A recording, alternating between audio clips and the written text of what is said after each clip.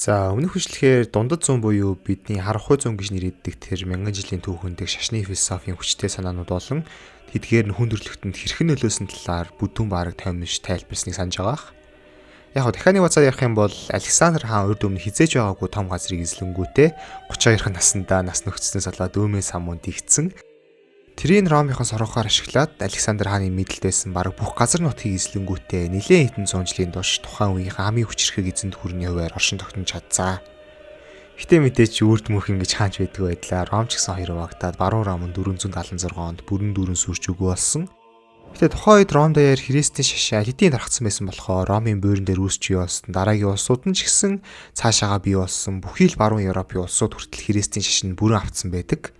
Тэгээд Христийн шашны сүсэг бишрлийн тэр номлолууд болон шашны философч Августины нөлөөгөөр логик рационал сэтгэлгээ гэдэг зүйл тэр чигээрээ дарагдсан учраас үүнээс хойш яг нэг тийм шин санаа гаргаж тавьсан философч бол Европ даяар бараг байгаагүй тийм харанхуй зүм болж өнгөрсөн.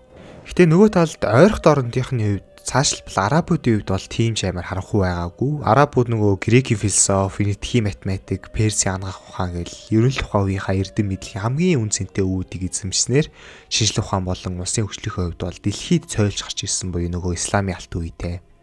Тиймээс арабад философч гэсэн өндөр түвшинд хөгжиж эхэлсэн яг энэ үеэс эхлээд. Ууг нь бол Христийн шашинтай төстэй нуруутай исламын шашныг нийтээр шүтдэг байсан ч гэсэн Европынхоос ялгаатай логик, рационал сэтгэлгээ гэдэг зүйлийг тэр чигээр нөхсөр хайчаагүй. Авраисын хэлжсэн шиг ганц үсэг бишрлэр биш логик сэтгэлгээгээр ч гэсэн бурханд хүрэх боломжтой гэсэн санаа нь ерөөдөө явсаар хожим Европт хүрээд цаадуулчин буцаад нөгөө грекийн философиг эрчимтэй заа сургаж эхэлсэн. Үүний үр дүнд Европынхан ч гэсэн арай илүү критик сэтгэлгээтэй, арай илүү гэрэлтэй болсны дээр хажуугаар нь хар тахал нь үрэлсэн, зүүн Европ сүлсэн, өөмөө самунд игцэн те. Энэ олон янзын нөлөө бүхий нөхцлүүд давхарцсны үндсэнд Европ даяарх маш олон иргэд сүм хийдийнхэндээ эргэлзэж эхэлж байгаа. Эдгээр чинь ер нь юу мэддэм үү? Яг бурхантай харьцаж чаддсан юм уу те? Эдэл хөвтөл тархлаал манийдигээ шулаал ер нь хідүүлээ заавал энэ хэд худлаа үнэн мэддэхгүй хаа нэрийг тэжээжснаас зүгээр өөрсдөө энэ Библиас хаамшиж байгаа л чин сэтгэлээсээ сүсгэлж байгаа л бурхандаа хүрчил та гэсэн санаагаар Христийн шашны 3 дахь том урсгал буюу протестант үүсч сэргэн мандалтын үеийн очийг асаасаа. За одоо тэндээс эхлэе ярина. Ерөөдөө Монтеньоос эхэлчихье гэж бодож байна. За Мишель Монтень гэдэг хүн бол ерөөдөө яг өнөөгийн философчдын хэмжүүрийг хангахгүйс тийм тотологийн зөрчилгүй систем өөр ингэсэн изм идэр бол байгаагүй ч гэсэн цаашдынхаа философчд бол маш өндөр хүчтэй нөлөө үзүүлж чадсан гой санаануудыг гаргаж тавьж исэн. За хамгийн гол санаа нь юу гэж нэрлэхээр өөрийгөө таньж мэдье. Өмнөх үеийн философч чиг тийм юмсын мөн чанар бурхан эдэргэж гадаад ертөнцийг таньж мэдхээсээ илүүтэй цэвэр өөрийгөө буюу дотоод ертөнцөө л цаг мөч тутамд ажиглаж анзаарах одоо тийм интроспекцийн санааг л хамгийн их ярьдаг байсан байгаа. Монтеньийн хувьд өөрийгөө таньж мэдэх гэдэг нь л хамгийн хэцүү, хамгийн ээдрээтэй асуудал гэж үзэж исэн. Яг бол гадаад ертөнцийг бол таньж мэдэх амархан штэ. Гаднах үзэгдлийг хүн өөрийнхөө үзэж мэдэрсэн тэр туршлага, сэтгэлгээний онцлогоороо л ямар нэгэн байдлаар фильтртэй л таниад мэдчихдэг. Одоо субъектив итгэл үнэмшлэрээ ч юм уу эсвэл объектив гэж ярьдаг тэр рационал сэтгэлгээ, шинжлэх ухаан бла бла зүгээр сүсэг хөтлөгч юу ч байдгийг хамаагүй ямар ч гэсэн бид өдийг хүртэл юу үтсэн, анханасаа ямар хөвгөлтэй төрсөн, одоо яг юу хүсэж ин гэдгээсээ шалтгаалаад ертөнцийг хүснээрээ танин мэдээд утга оноо очиж чадна. Өөрөөр хэлбэл бидний тарих угаасаа л гадаад ертөнцийг танин мэдхэд зориулагдсан. Харин бид нар гадаад ертөнцийг л танин мэдэх чадамжтай болохоос өөрсдийгөө танин мэдэх бараг л боломжгүй, бараг чадамжгүй. Яг тэгвэл бид нар ерөөдөө субъектээс объектив гэсэн байдлаар танин мэддэж штэ. Хизээч субъектийг танин мэдэж чадахгүй. Субъектээ танин мэдэх шаардлага үүсвэл буюу бид нар өөрсдийгөө танин мэдэхэр болох юм бол яг оргиор нь биш заавал гадаад ертөнцид хувирцсан хэлбэрийг танин мэдхээс өөр аргагүй. Жишээ нь үүнтэй нэг төстэй зөвлөх юм бол бидний нүд их гадаад ертөнцийг хардаг те. Гэтэ хизээч нүд өөрийгөө байгаагаар нь харж чадахгүй. Нүд яаж өөрийгөө харах вэ гэхээр толын тусгалаас ч юм уу камерны ачаар л тэр объект болоо хувирцсан хэлбэрийг харж болно. Өөрөөр хэлбэл эцсийн эцэс нүд гэдэг эрэхтэн маань өөрийгөө гадаад ертөнцөөс л харж чадхаас дотроосоо шууд харж чадахгүй гэсэн үг.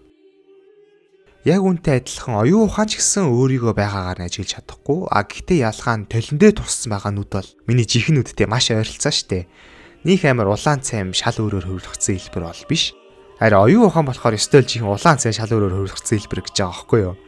Бид нар төрөлхийн өөртөө маш их хайртай, өөрийгөө өмөрөх арга яаж хийж байгаа л болдог. субъектээ объект болгож хувиргаж байгаа үйлдэлийг бидний оюун ухаан өөрөө л хийж байгаа байхгүй юу? Тэгэхээр угаасаа л энэ ашиг сонирхлын зөрчлөөс үүдээд тэр объект болгоод хувиргацсан өөрийгөө жинхэнэ бий гэдэгт итгэх ямар ч аргагүй байгааз. Би амхандаа л өөрийгөө өстэй жинхэнэ шударгаар дүгнэ гэж амандаа мянга бовцсон ч даалтаа өөрийгөө өмөрцөл байж идэг. Эсвэл өмөрөхгүй өстэй шудар хандна гэж хитрхи хатуурхаснаас болоод бүр доош нь хийчих боломжтой. Ямар ч л байсан яг боддоор нь бол танин мэдэх боломжгүй л их гээд байгаа. Тэгэхээр яах ёстой вэ гэхлээр өөрийнхөө үйлдэл, бодол бүрийг маш нухастайгаар ажиглаж, бодол бүртээ эргэлзэн шалгаж шинжлэх хэрэгтэй буюу өөрөөр хэлбэл ганц ой санамж дээрээ ч юм уу эсвэл ганц логик дээрээ ганц сүсэг бишрэл дээр тулгуурлаад нэг би нэг иймэрхүү л хүндээ би ингэх л ёстой доо гэж залхуурах биш. Өөрийнхөө үйлдэл бүрээ, бодол бүрээ гүнээс нь онгичиж анзаарах ёстой гэж байгаа юм. Монтень эссе бичтгэхээр маш алдартай философи шахгүй юу? Тэгээд эссенүүдийг уншаад үзсэнгүүт аягүй тэгж хадуурч явдаг. Тухайн үеийн зарим сэхээднүүд нь бүрөөстэй галзуу өний өдрийн нэвдэг шиг юм бичиж явж идийг шүүмжилдэг байсан юм бэлээ. Жишээ нь одоо улс төр ярьжсэн гинэд каннибал зан үйл яриад тэгснэ гинэд хөдөөнийхнийг яриад ямар ч нэг тийм туйлбаргүй эмх самбраагүй тодорхой бүтцгүй нэг тийм утга учиргүй эссенүүд олон байдаг нь Монтенийн философи яг бодтойр нь харуулдаг. Бусад философчд бол аль болох л утга төгөлдөр дотоод зөрчилгүй төгс логиктэй санаануудыг гаргаж тавих хичээдэг штэ. Манай хүн бол сайхан тийм ёоло те ямар ч логикоос ямар ч гадаад ертөнцийн дарамт чахалтаас хараад бусаар цэвэр өөрийнхөө тэр зүн совингоос одоогийн бидний ярьдгаар бол тийм нэг 70 тухамсараас гаргаж ирсэн бодлуудаа тэмдэглэж авч байгаа нь өөрийгөө яг л байгаагаар нь танин битгэх гэсэн оролдого нөхгүй юу. Яг шашныхан шиг логикийг нөх амир үгүйсгээлээс юм бол биш л те.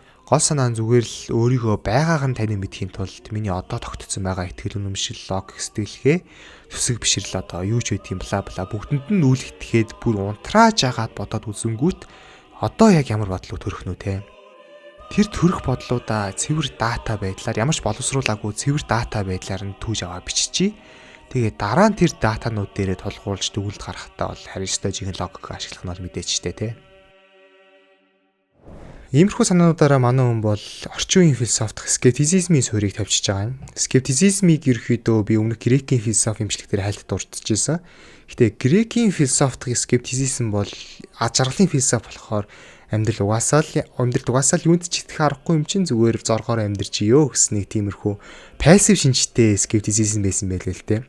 Монтенийх болохоор бүх юмд эргэлзэж байгаад өөрийгөө нэг таниа мэдчихэе гэсэн ядаж нэг тийм зоригтойгоор эргэлзэж байгаа актив шинжтэй байгааз. Манай хүний эцсийн зорилго бол зүгээр өөрийгөө л таниа мэдэх байсан. Тэгхийн болохоор өөрийгөө таниа мэдхийн тулд мэдээж бяцлах хэрэгтэй. Бяцлахын тулд мэдээж олноос илүү тусгаарлагдаж амьдрах хэрэгтэй шүү дээ. Тиймдээш манай хүн ер нь бол нэлээд гэртээ бүгж амьдрэх хүн байсан байгаа юм. Монтенийн санаануудыг ажиллах юм бол дорны философит бас айгүй төстэй. Тэгээд дорны философийн талаар бол бүр тусдаа бичлэг хийнгээд амлцсан байгаа шүү дээ. Тэрэн дээрээ бүр энд яг энэ өөрийгөө яагаад таньж мэдэхгүй юм ерөнхийдөө би гэж байд юм уу гэдэг талаар илүү дэлгэрэнгүй ярина guys. Түлээж аваарай. За Монтенийн скептицизмыг илүү боловсруулж илүү нэгтнэм байгаар дараагийн түвшинд хүргэж чадсан скептицизмистэй ноён оргил орчин үеийн философийн эцэг гэдэг хүн бол Рене Декарт юм аа. Нэрийг сонсож байгаагүй ч юм уу царайг нь харж байгаагүй хүн зөөхөн байх. Манай хөөрэ математикч байхгүй юу? Бидний нөгөө 10 жилдээ үздэг координатын системийг Декартийн систем гэж нэрлэдэг шүү дээ. Тий, Декарт үсгсэн. Яг манай өөрөө ялхаагүй л христийн шашинтай байсан ч гэсэн харанхуй зууныг халж сэргэн мандалтын үеийн эхлүүлэх галыг удраасан хамгийн чухал сэтгэгчдийн нэг бол Ялтч хүмүүн.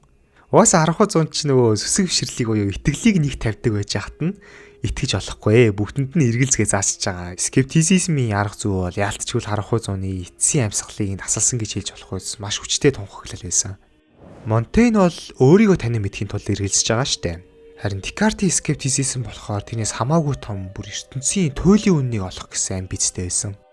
Ингэхдээ манай хүн яг математикийнхаа арга зүйг ашигласан байгаа. Өөрөөр хэлбэл математикт бол нөгөө туйлын үнэн буюу хаанч үнэн батлагддаг аксиомууд байдаг штэ. Тэр аксиомыг одоо философоос олчоо гэсэн амбицтайгаар тэрэндээ хүрэхийн тулд одоо скептицизмын аргачлалаар бүгдэд эргэлзэж эхэлсэн байгаа юм л да. Намайг нэг тийм эхлэх сонирхолтой толгойг эргүүлдэг чөтгөр байгаа гэж төсөөлъё. Энэ чөтгөр намайг юунд ч итгүүлсэн байж болцсгүй учраас тухайн үедээ хүлээн зөвшөөрч исэн бүхий л үнэн логикоор дахин шалгаад хэрв шаардлага хангахгүй бол хасгаас айхгүйгээр те. Ингэж явсаар ганцхан л эргэлзэх ямар ч аргагүй нэг туйлын үнэн буюу философи аксиом гарч ирсэн байгаа. Cogito ergo sum. Энийг англи хэл дээр I think therefore I am гэд орчуулдаг. Ер нь бол жоохон алдаатай орчуулах шүү. би боддог болохоор оршиж байгаа биш, би бодож байгаа болохоор оршиж байгаа гэхтэй байхгүй юу? Уг нь бол яагаад гэвэл дурсамжиндаа хүртэл эргэлзэх ёстой шүү дээ. Өөрөөр хэлбэл дурсамжаас хамаарах ус тэр боддог идэр гэсэн нэг тийм present simple дагийн дөрвөн зэрэг идэр дээр биш, яг одоо бодож явах ёстой буюу present continuous цаг дээр авах ёстой байхгүй юу? Энэ ялгаа хамгийн чухал шүү guys. Бодох яг одоо бодож явах хоёр бол асар ялгаатай. ChatGPT бол жишээ нь боддөө штэ. Айгүй мундаг логиктэй, айгүй мундаг харилцааны илэрх мэдрэмжтэй. Магадгүй ирээдүйд AI бүр хөгжөөд ирэхээр 5 метр хүүтэй, дотоод мэдрэмжтэй, бүр 70 тухамсар идэртэй хүртэл болоод ер нь л үр дүнгийн хувьд бол хүнээс нэг ялгатаад байхааргүй яг таг дүүрэлээд хийчих боломжтой болох байх тун удахгүй. Гэтэ GPT боддог ч гэсэн над чиг яг одоо энэ мөчөд бодож чадахгүй буюу өөрийгөө бодож байгааг мэдэж чадахгүй. Өөрөөр хэлбэл бодож гинэ гэдэг чинь цаагаараа бодож байгаагаа мэдэж гинэ гэсэн санаа явж байгаа байхгүй юу? Зүгээр боддог гэдэг үгнээс ялгаатай нь тэр. Self awareness гэж ярьдэн штэ. Ер нь л хүний амтан бөгөөд AI-аас ялгарах ганц онцлог нь өөрийгөө оршин байгааг мэдэх чадамжтай. Жишээ нь GPT-г заа чи боддөө шүү, чи өөрийгөө амьд байгааг мэдэрдэг шүү гэж програмчлалаа. Магадгүй тийм датагаар зааж сургалаа гэж бодъё л доо. Тэгэнгүүт GPT хэдийгээр өөрийгөө яг одоо бодож ийн гэж боддог болж болох ч гэсэн яг жинхнээсээ бодож байгаагаа мэдчих чадахгүй л гэсэн үг байхгүй юу? Ойлгож байна уу? Ерөнхийдөө ялгыг нь бол гадарлаж байгаа хэ. Яг үнэхээр GPT эсвэл амьд бодож байгаагаа мэддэггүй үгүй юу гэдгийг бол бид нэр хизээш мэдэж нотолж чадахгүй л дээ. Гэтэ одоохондоо бол тэгж найдахаас өөр аргагүй те. Гэтэ Монтень бол жишээ нь амьдтад self awareness гэж юм байдаг гэж үзчихсэн. Яагаад гэвэл тэд нэр ялхааг үйлзүүлдэг. Зүудэлж гинэ гэдэг чинь өөрийн гэсэн нэг тийм POV-тэй буюу би гэдэг оршихуйгаа тодорхой хэмжээнд мэдрээд байна гэсэн үг шүү дээ. Харин Декарт бол үүнийг эрс эсэргүүцээд ганцхан хүн болон бурханд л self awareness байгаа гэж үзчихсэн ялгаа нь. За тэгэхээр дахиад нэг товчлоо бацаа хэлэх юм бол Декартийн бүгдэд эргэлзэж гинэ гэдэг нь өөрөө бодож байгаагийн нэг хэлбэр шүү дээ. Харин бодож байгаа нь буюу бодож байгаагаа мэдж байгаа нь self awareness-тэй байна буюу би бодож байгаагаа мэдж байгаа бол оршиж байна гэсэн үг. Магадгүй миний бүх амьдрал өдий хүртэл туурж исэн дурсамж тэр чигээрээ хуурамч хийж болно. Эсвэл бүх зүйл зүйд байсан ч хамаагүй. Магадгүй би зүгээр нэг шилэн хоргон доторх туршилтаар одоо биотехнологи аргаар ч юм уу гаргаад авсан тархич байж болно. Өөрөөр хэлбэл Жавха гэдэг хүн яг үнэндээ хизээж байгаагүй гэж болох ч гэсэн яг одоо бодож байгаа би буюу бодож байгаагаа мэдж байгаа би бол харин өөр ямар нэг хэлбэрээр хаа нэгтээ заавал оршиж байгаа л гэсэн үг. Тэгэд энэхүү аксиомыг олонгуудаа дараагийнхын теоремуудыг гаргаж ирсэн. За би бодож байгаа буюу өөрийнхөө бодож байгааг мэдж байгаа юм байна. Гэтэ би бодож байхдаа давхар ямар нэгэн утга учиртай санааны талаар боддог. Би жишээ нь нохооны талаар бодлоо гэхэд нохооны талаар бодож байгаа гэдгээ өөрөө мэднэ. Цаашлбал би төгс оршихуй буюу бурхны талаар бодож чадна. Бурхны талаар бодож байгаагаа ч мэднэ буюу ямар ч байсан бурхны талаар бодож байгаа нь бол үнэн би. Гэтэ миний оюун ухаан өөрөө төгс бус ямар сайндаа л юу ч мэдэхгүй болохоор бүх зүйл эргэлзээ сууж авахтай те. Тэгэхээр энэ төгс бус оюунаас төгс оршихуйн талаарх санаа гарах огт боломжгүй учраас энэ төгс оршихуйн талаарх санааг би зохиосон биш. Угаасаа төгс оршихуй байдаг болохоор л энэ санаагаа миний толгойд хийсэн юм байна гэсэн гаргалгаа. Өөрөөр хэлбэл бодитоор орших гэдэг нь өөрөө төгс байхын хамгийн чухал шалгуур. Оршин тогтнодгүй зүйлийг төгс гэж хэлэх боломжгүй. Тиймээс төгс оршихуйн санаа өөрөө миний толгойд байгаа л бол төгс оршихуй буюу бурхан заавал бодит амьдрал дээр оршин тогтнолоо л гэж байгаа. Гэтэ олон философчд хэдийгээр Кожито хоёрын самыг яалтчгүй утга төгөөлтөр үүсэх аргагүй төгс аксиом гэж хүлээн зөвшөөрсдөг ч гэсэн түүнээс ургаж гарсан дараагийн теоремуудыг нь бол маш хэлбэрээр хязгаачдаг. Жишээ нь Кант гэтэл оршин тогтнол гэдэг чинь өөрөө тийм хүчтэй хүчгүй ч юм уу улаан ногоон гэж байгаа шиг хэмжүүрээр илэрхийлэгдэх шин чанар биш. Энэ зүгээр л оршин тогтнодог бол оршин тогтнодог, тогтохгүй бол тогтохгүй гэсэн тийм үгүй гэсэн хоёрхан сонголтоор л илэрхийлэгдэх учраас шин чанараас бол заавал тусад нь авч үзэх ёстой гэж нэцаадаг. Хэдүүлээ бичлэгийнхаа төгсөлд Кант руу бүр дэлгэрэнгүй орно заяа. Тэгэхээр одоохондоо ингэ хайчээ. Тэгэхээр ерөөдөө нөгөө харанхуй зуунд зүгээр л итгэчих гэж номлодог байсан философиг бол юунд ч итгэж болохгүйгээд эсэргээр нь хөмрүүлээд тавьчихж байгаа скептицизм орж ирснээрээ цоо шин залхи орж ирж байгаа шүү дээ. Бүр хөмрүүлээ хайчиж байгаа. Тэгээд хэрвээ эндээс анзаарсан бол эпистемологийн салбар гарч эхэлж байгаа юм. Ерөөдөө философи сонирхчд бол сайн мэдэх бах. Философт бол ер нь яг үндсэн хоёр том салбар байдаг байхгүй юу? Онтолог буюу оршихуйн философи, эпистемолог буюу мэдлэгийн философи. Эртний грек жишээлбэл зарим нь ертөнц яг юунаас бүтдэг юм бэ? Анхдаг субстанц буюу анхдагч оршихуй нь юу юм бэ? Оюун ухааны ертөнц гэж юу юм бэ? Мэдрэхүй ертөнцөөс тусдаа мүү гэл ер нь л анзаарах юм бол оршихуй философтод байгааз. Тэгэд эндээсээ мэдээ цаашаа дундад зунд бол бүр ойлгомжтой бурхны оршихуйгээрээ явчихна. Өөрөөр хэлбэл хүн төрлөختөн 2000 жилийн турш философтохдоо оршихуйн талаарх философи буюу гаднах ертөнцийг шууд судлах гээд үзээд байсан. Гэтэ тэгэнгүүт ингээд ер нь тэр гаднах ертөнцийг судалж байгаа оюун ухаан маань өөрөө яг найдвартай юм уу те? Хэдүүлээ эхлээ тэр гаднах ертөнцөө судлах багжаа буюу оюун ухаанаа судалж агаад мэдлэг хэрхэн олж авд юм бэ? Ямар мэдлэгийг яг найдвартай мэдлэг гэж үзэх талаар философтох нь зөв юм шүү гэд. Нэгсэндээ зүйлээ хэлбэл өмнө нь философчид нэг металл илрүүлэгч барайл хаасайг алтайгаад яваад исэн. Тэгээд яаж ч хайгаад юм олж долоохгүй найдвар нь барагдаад зөхрөх төхөөд ирэнгүүтээ за байж та ер нь ихэд миний энэ металл илрүүлэгч маань ажилтгал байгаа та гэд өөрлөг өнгөж эхэлж байгаа буюу эпистемологийн салбар модонд орж байгаа яг энэ үеэс эхлээд. Яг хөө мэдээч өмнөх үеийн философчид дунд ч гэсэн эпистемологи ярьдаг байсан. Шууд үл хамаатуулж болохгүй. Гэхдээ яг ерөнхий модон те. Яг үе олноороо эпистемологийг чухалчиж ихсэн нь энэ сэрэг мандалтын үеэс л байхгүй юу? За тэгээд тэр эпистемологийн хамгийн том хоёр салбар бол рационализм, эмпиризм хоёр. Декарт бол рационализмын хамгийн том төлөөлөгч. Яагаад гэх юм бол манай хүн Кожидо эргөө самыг ямар нэг мэдрэхүүн туршлагаараа биш математикийн аргаар буюу цэвэр оюун ухаанаас хөөж гаргаж байгаа штэ. Декарттай адилхан ерөн л их математикчид бол рационалист байх магадлал илүү өндөр байдаг. Яагаад гэвэл математик нь бодит ертөнцийн дээрх туршлага гэхээс илүүтэй толгой доторх логикоор ажилладаг те. Жишээ нь хязгааргүй гэдэг тоог бол хинч мэдрэхүүн ертөнцид харж байгаагүй мөртлөө л янз бүрийн илэрхийлэлд оруулаад бодчихж болдсон штэ математикт. Тэгэхээр рационализм гэдгийг маш ойлгомжтойгоор тайлбарлах юм бол яг миний 5 мэдрэхүүнээс илүү толгой доторх байгаа логик мөртлөхөө цэвэр оюун ухааны гаргалгаа нь илүү найдвартай байна гэж үзэж байгаа гэсэн үг. За харин нөгөө талд байгалийн ухааныхан буюу шинжлэх ухаанчд бол илүү эмпирик талтай байх магадлал өндөртэй. Яг тэгвэл шинжлэх ухаан дээр логикоор мөрдөж гаргасан тэр онолуудын заавал практик дээр туршилтын аргаар баталж нотолж ижил бүрэн дүрэн хүлээн зөвшөөрөх гээд байдэн штэ. Тэгэхээр нэг өсөндөө 5 мэдрэхүүг оюун ухаанаас ч илүү найдвартай гэж үзэж гин гэсэн үг байхгүй юу? Өмнөх хэсгээр Плато математик дуртай болохоор Эдисын онолыг, Аристотель байгалийн ухаанд торхойтой болохоор мэдрэхүүн ертөнцийн эссенсийг судалж исэн гэж хальт хэлж исэн байх санаж байгаа бол. Ер нь бол гэхдээ албан ёсоор хамгийн анхны рационализм, эмпиризм хоёрын бий бол манай хоёроор эхэлсэн байгаа байхгүй юу явж. За тэр ч яг одоо тэгээ цаашаа рационализмыг өгөөсгөж исэн эмпирикуудын философоор өөрчлөлөө гэж бодож юм бишлэгээ. За Бэкон, Джон Лок, Хьюм гурав бол эмпиризмын хамгийн том гурван төлөөлөгч. Хоёр нь Англиас, нэг нь Шотландаас гаралтай буюу үндсэндээ гуруула Их Британаас гаралтай философчд байсан байгаа. Тэгэд эндээс нэг зүй тогтолцоог ажиллах юм бол Их Британий философчд ихэнхдээ ер нь эмпирик байдаг. Цаашлбал физикийн эцэг Ньютон хүртэл Их Британих штэ. Энэний учир нь Их Британд цэрэг мандалтын үе хамгийн хурцтай нэвтэрсэнтэй холбоотой гэж үздэг юм байлээ. Тухайн үедээ Их Британд тэр лам нарын дарангуул бол харьцангуй хурдан сарнаад Европын бусад хэсгээс бодвол хамаагүй эрхчлөөтэй байсан гэдэг. Гэтэ бүр нухастай ирвэл ер нь л Их Британд дундад зүүнээс зууны үеэс эхлээд Артурын дугуй ширээ гэж нэг алдартай домог байдаг байсан. Зургийг хаа нэгтээ харж ирсэн байж магадгүй. Утганы үе гэхлээр тэр дугуй ширээнд хинэн ч хинийхээ дээр биш бөгөөд бүгдээрээ нэгнийхээ үгийг сонсож санаа бодлоо хуваалцаж хэлэлцснэ гэсэн утгатай. Ерөнхийдөө Их Британи эртээр үеэс л бараг тийм парламент турхуу санаануудыг дэвшүүлж исэн байгаа байхгүй юу.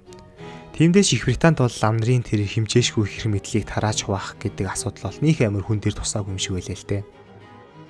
Уг нь бол эмпиризм чинь бүх мэдлэгийн их нь 5 мэдрэхүүгээр л орж ирдэг гэж байгаа болохоор Христийн шашинтай дасвэрчилдэн штэ. Одоо шин тэр бурхан даалт төч идэрхсэн 5 мэдрэхүүнд хүртэгддэггүй оршихуунууд санаанууд бол шууд үүсгэхтэйгээр болчихж байгаа байхгүй юу эмпиризмд. Томас Аквины ачаа тэр логик сэтгэлгээ, рационал сэтгэлгээг эцэст нэг юм комбек хийлгэж яхад 5 мэдрэхүүтэй холбоотой эмпиризм эдрийг бол хүлээн зөвшөөрөх нь бол гончтой бусад Европын улснууд бол тиймдээ ч Их Британд л ганцхан эмпиризм илүү сайн хөгжсөн байх л та.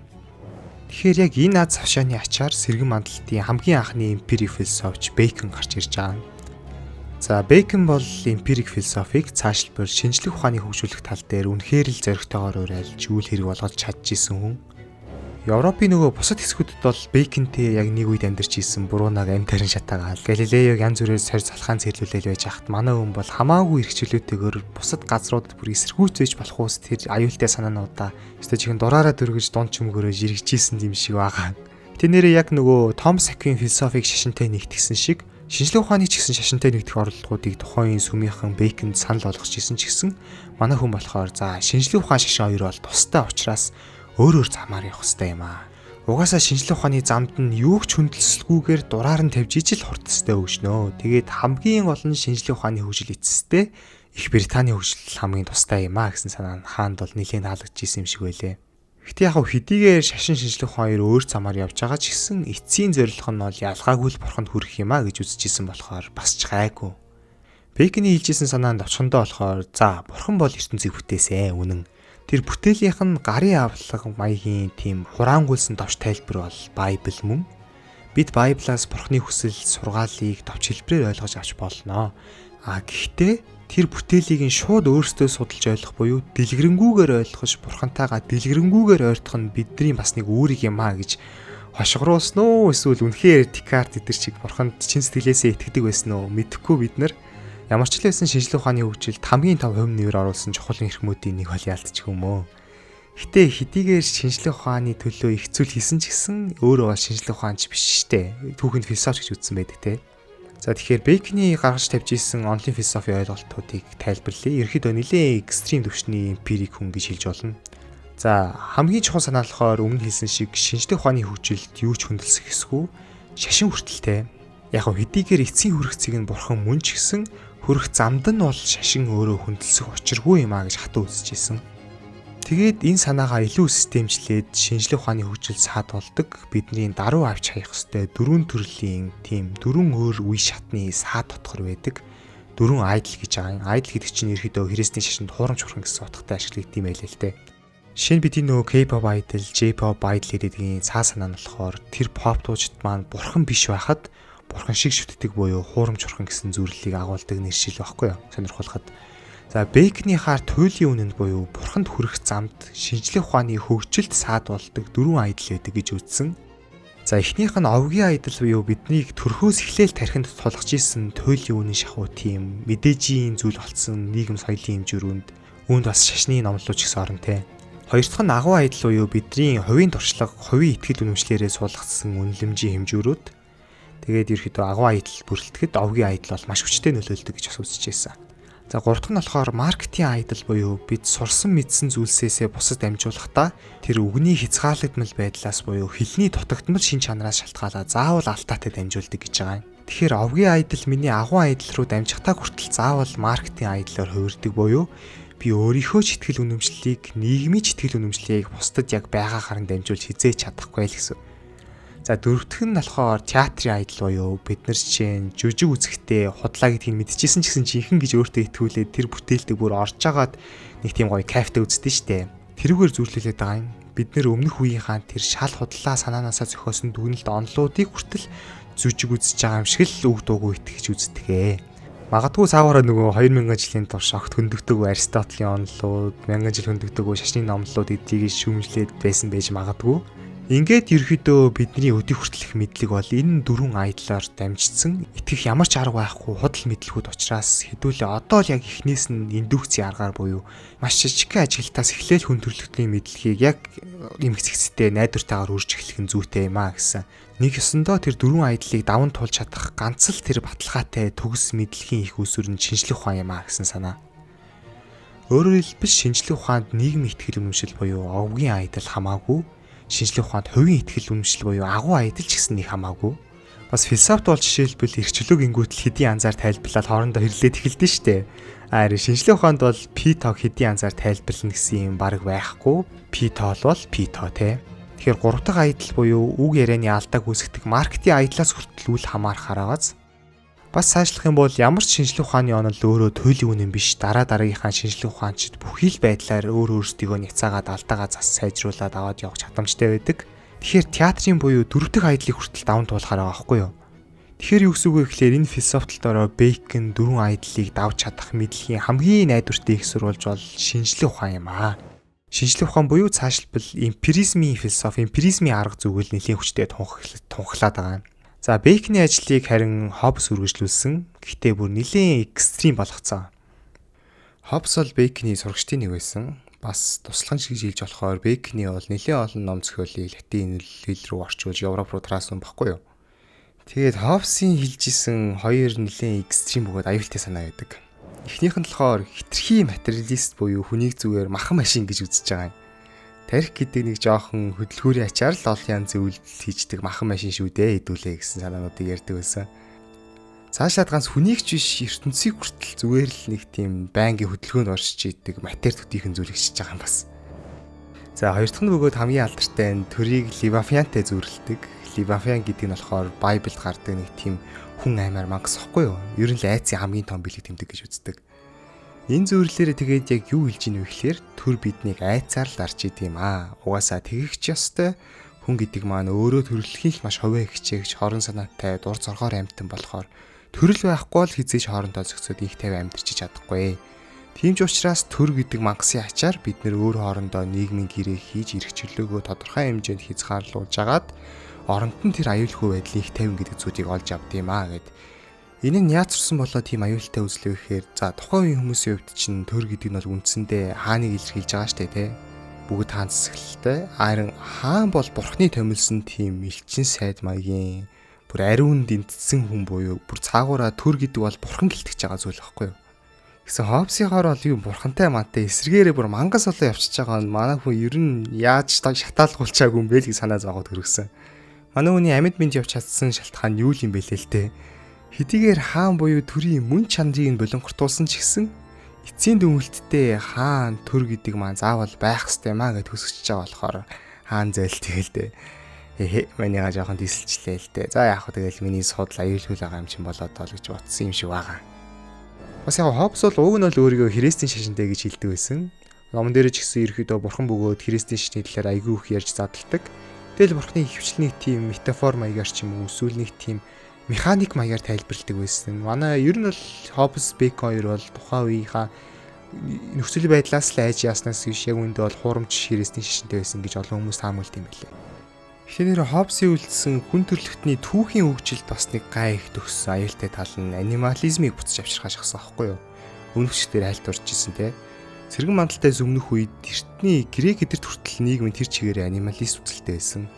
Анимализм гэдэг нь болохоор хүн амьтнаас ялгаагүй. Тэгэхээр арай нэг хүнлэг, арай ухаантай нийгмийн илүүдүүд нь тэр нийгмийн олох буюу хар марс болсон муухай хонь ямаануудаа маллал явж явах хэвээр.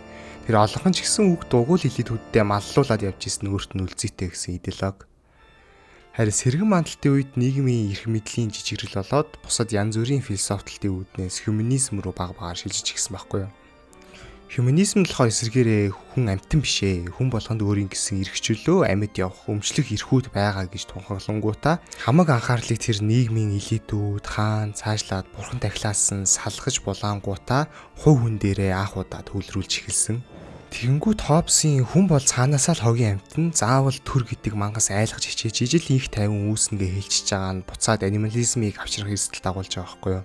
Харин энийг нь болиулж хуманизмын буюу цаашлаад бидний сайн мэдих либерализмыг тухагсан улс төрийн философч бол Джон Лок юм аа. Лок бол хүн төрөлхийн хувиа хичээх шинжийг агуулдаг нь үнэн гэдэгтэр бол Хоббстэй санал нийлж исэн нэг талаараа. Гэхдээ манайд ч бас нэг тийм ч амар адгууслаг яадаг алдсан амьтд бишээ.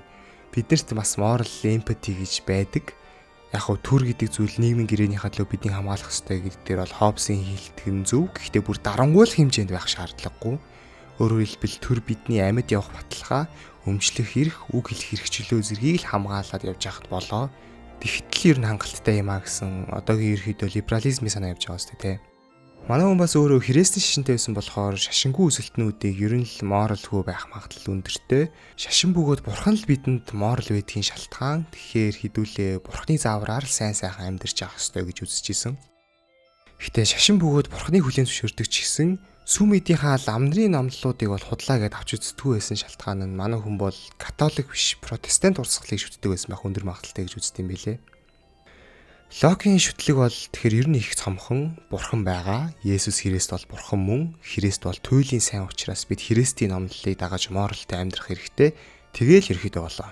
Декарт тэргүүтээ рационалистууд чиг бурхан биднээс тийм self awareness ч юм уу төгс оюун ухаан эдгээр дамжуулдаг гэсэн санаануудыг бол эрс эсэргүүцдэг. Өөрөө ч гэсэн түрүүнд урьдсан шиг эмпиризмын хамгийн том төлөөлөгчдийн нэг штэ. Бэйкний философи болохоор тэр дөрвөн айдлаас зайлсхийхийн тулд бид хүн төрөлхтний мэдлэгийг бүр эхнээс нь индукцийн аргаар цагаан самбар дээр маш нягт нямбайгаар шалгууртайгаар бичиж эхлэх хэрэгтэй гэж байгаа. Лок харин энэ санааг нь болохоор хувь хүний оюун ухаан руу холбоо чиглүүлсэн. Юу гэсэн үг вэ гэхээр хүний оюун ухаан өөрөө дөнгөж төрөхдөө тийм цагаан самбар шиг пассив байдаг. 5 м хүнийхээ ачаар тэр гаднаас орж ирсэн дуршлаг, мэдрэмжийг тэр цагаан самбар дээрээ мэдлэг болгож бичээд дуршлаг болгоод тэндээсээ суралцаад амьдэрдэг гэж үзсэн байгаа. Өөрөөр хэлбэл рационалистуудын хувьд бол хүнд төрөлхийн бурхан руу тэмүүлэх ирмэлзэл ч юм уу, төрөлхийн сайныг илэрхийлэх морал лидер бол бүр дотроосоо байж идэг. Цаашилбал мэдлэгийг оюун ухаан өөрөө үйлдвэрлэж гаргад юм аа. Мэдлэг дотроосоо үүсдэг юм аа гэж хардаг байж хахад лог болохоор оюун ухаан дангаараа юу ч хийж чадахгүй тийм пассив шинжтэй зүйл. Тэгэхээр одоо юуны чинь тэр мэдлэг үйлдвэрлэх, мэдлэг гэдэг зүйл чинь гаднаас л орж ирдэг юм аа гэд хөмрөө тавьчихж байгаа байхгүй юу санааг нь. Цаашлаад ёс зүйн философитой холбож үзэх юм бол Декартийн хувьд хүнд төрөлхийн л бурхнаас өгсөн тийм морал, төрөлхийн л тийм эмпати гэж байдаг гэж байгаа бол Локийн хувьд моралыг ч гэсэн дуршлагаар л сурахаас өөр аргагүй. Цаашилбал моралыг бидэнд бурхан буюу шашин зааж өгнө. Угаасаа байждаг зүйл бол биш. Тийм болохоор шашингүй үзэлтнүүд бол угаасаа моралтгүй зэрлэгүүд юм аа гэдэг нэг өмнөх аргумент одоо илүү ойлгомжтой болж ирж байгаа. За энэ Британий эмпирикүүд бол бүр хэрээс хэтэрлээ. Байранд нь тайхгүй бол болохоо байлаа гэж гарч ирсэн. Ер нь л Декартийн дараа орох үз рационализмын хамгийн том төлөөлөгч бол Лейбниц юм аа. За дахиад жоохон ялгаа түүхээр нь харьцуулаад авч үзэх юм бол Декарт бүхий л мэдлэгийг бидний дотор буюу оюун ухаанд байгаа. Ямар ч гаднах ертөнцийн туршлах шаардлагагүйгээр бидний оюун ухаан өөрөө логикийг хөөсөөр байгаа туйлын үннийг олжноо. Бид нэр төрхөөсөө оюун ухаанаараа бурхныг мэдэрдэг, төрхөөсөө математик буюу логик сэтгэлгээтэй байдаг, төрхөөсөө моралыг агуулж үүссэн бид энэ оюун ухаандаа л итгэх ёстой. Харин дуршлаг буюу 5 м хүнд бол яавч итгэж болохооргүй бүр аваа хийчих хэвээр хуурамч тийм төрөлдүүлэгч зүйл юм аа гэд нэлээ экстрим талын рационалист байгаа даа штэ. Жон Лок тэгэнгүүтгүй оюун ухаан чинь ерөөсөө л цагаан цаас юм аа. Дуршлаг гэдэг палмастраа дээр юм бичиж л ажиллаж эхэлдэг учраас мэдлэгийн их үүсвэр бол оюун ухаан биш мэдрэхүү юм аа гэж байгаа. Яг тийм эсрэг экстрим эмпирик байгаа те. Хоёр талд.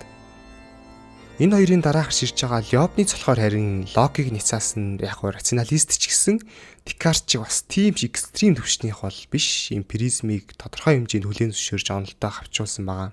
За Лейбницийнхаар бол хүнд төрөлхийн мэдлэг гэдэг зүйл оюун ухаанд нь байж идэг. Тэгэхээр Декартийн зөв.